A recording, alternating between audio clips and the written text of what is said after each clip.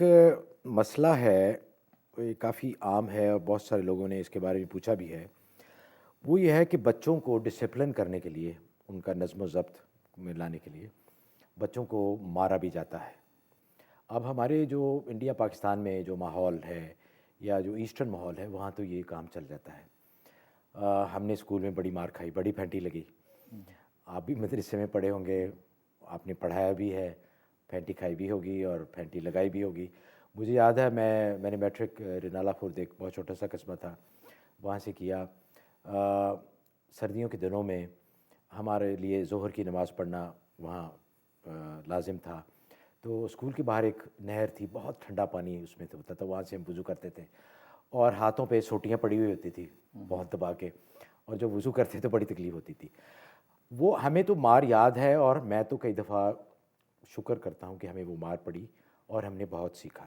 لیکن یہاں کے حالات بڑے مختلف ہیں۔ یہاں گھر میں مائیں، خاص طور پہ جو چھوٹے بچے ہیں، 3 سال 4 سال 5 سال 6 سال عمر کے، ان کو کئی دفعہ مارتی ہیں، معاملہ پولیس تک چلا جاتا ہے۔ تو اسلام اس بارے میں کیا کہتا ہے کہ آیا بچوں کو مارنا مناسب ہے یا کسی اور طریقے سے ان کو ڈسپلن کیا جائے؟ اصل میں بات یہ ہے کہ اللہ تعالیٰ نے 2 طرح کے مزاج بنائے ہیں۔ بعض پیار سے سمجھ جاتے ہیں، بعض کو مار کی ضرورت ہوتی ہے۔ مار جو ہے وہ ادب سکھانے کے لیے اسلام نے اس کی حدود رکھی ہیں۔ ایسا جانوروں کی طرح مارنے کی اجازت نہیں ہے۔ اس لیے بیوی کو بھی تنبیہ کے لیے اگر مارنے کا قرآن نے ذکر کیا، اس کی بھی حدود ہیں۔ اسی طریقے سے استاد جو مارتا ہے اس کی بھی حدود ہیں۔ یہاں تک کہ یہ تو روایات میں آتا ہے کہ استاد جس جگہ پر مارتا ہے بچے کے، اس جگہ پر جہنم کی آگ حرام ہو جاتی ہے۔ استاد کا مارنا چونکہ کسی ذاتی مفاد کی وجہ سے نہیں ہوتا، اس کی تعلیم و تربیت کی وجہ سے ہوتا ہے۔ اور خود نبی پاک صلی اللہ علیہ وسلم نے ارشاد فرمایا ہے کہ بچے جب 7 سال کے ہو جائیں تو ان کو حکم دو نماز پڑھنے کا، اور جب 10 سال کے ہو جائیں تو فضربوہ، ان کو مارو، یعنی پٹائی کر کے ان کی نماز پڑھواؤ ان سے۔ تو وہ مارنا ایسا نہیں کہ خدا نہ خواستہ ان کا جسم پھاڑ دیں، ہڈیاں توڑ دیں۔ اس لیے فقہ نے اس کی لمٹ یہ لکھی ہے کہ اگر ہاتھ سے مارنا ہے تو یہ ہاتھ کے گٹے کی قوت سے مارنا ہے۔ ہاتھ اتنا بھی نہیں کھلنا چاہیے کہ بغل کھل جائے، یہ ہاتھ کے گٹے میں جتنی طاقت ہے، بس یہ چپت جس کو کہتے ہیں۔ اور وہ بھی چہرے پہ مارنے سے منع کیا ہے نبی پاک صلی اللہ علیہ وسلم نے، فرمایا کہ چہرہ خود خدا نے بنایا ہے، اس لیے چہرے پہ مارنا یہ چہرے کی توہین ہے۔ ہاں، اس کی کمر پہ مارے، اور اگر ڈنڈی سے مارنا ہے تو ڈنڈی ایسی ہو کہ جس سے ہڈی نہ ٹوٹے، اور ڈنڈی کو بھی اسی گٹھے کی طاقت سے مارنا ہے۔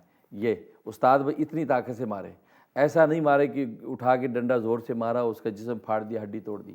اصل میں لمٹس کا پتہ نہیں ہوتا تو بدنامی اسلام کی ہو جاتی ہے۔ اسے یہ لمٹس فقہ نے لکھی ہے، اس لمٹ کے مطابق اگر مارا جائے تو اگر میں تو سمجھتا اگر اس لمٹ کے مطابق یہاں بھی مارا جائے تو یہاں بھی کوئی کیس نہیں بن سکتا، کیونکہ اس سے نہ نشان پڑے گا، نہ بچے پہ نشان پڑے گا، اور نہ جو اس کو ایسی تکلیف ہوگی، ہڈی ٹوٹے گی۔ تو اس لیے تو لیکن کہنے کا مقصد ہے کہ اب یہاں کے معاشرے میں جیسے آپ بتا رہے ہیں کہ بھی یہاں مارنا منع ہے، بالکل اور اس کی وجہ سے پولیس، تو حقیقت یہ ہے کہ اصل میں مارنا ادب کے لیے ہوتا ہے، ذاتی مفاد کے لیے نہ ماں باپ مارتے ہیں، یا تکلیف دینے کے لیے نہ اساتذہ مارتے ہیں، تعذیب اور تکلیف کے لیے کوئی نہیں مارتا، تو یہ ادب کے لیے ہوتا ہے۔ اور یہ وجہ ہے کہ ہمارے ملکوں کے اندر مار پٹائی کے ساتھ ایسے ایسے بچے پڑ جاتے ہیں کہ جو ان میں ٹیلنٹ پیدا ہو جاتا ہے، اور یہاں آپ دیکھیں تو 1000 میں سے بڑی مشکل سے 10 ہی کام کے نکلتے ہیں، باقی روڈوں پہ گھومتے ہیں۔